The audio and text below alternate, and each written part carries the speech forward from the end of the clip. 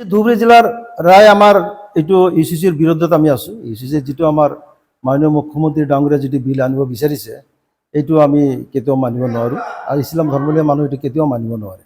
যিটো আমাৰ ইছলামত শৰীয়ত হিচাপে যিটো আমাৰ তালাক ছিষ্টেম আছে, নিকাহ ছিষ্টেম আছে, এই ছিষ্টেমতো হ'ব লাগিব। ইয়াৰ বিৰুদ্ধে এখেত যদি গোটেই ধৰণৰ মানুহৰ নিয়ম যদি একেলগে আনিব বিচাৰে প্ৰত্যেকৰ কাৰণে অসুবিধা হ'ব। হিন্দুৰ কাৰণেও হ'ব, মুছলমানৰ কাৰণেও হ'ব, খ্ৰীষ্টান জৈন চবৰে কাৰণে হ'ব।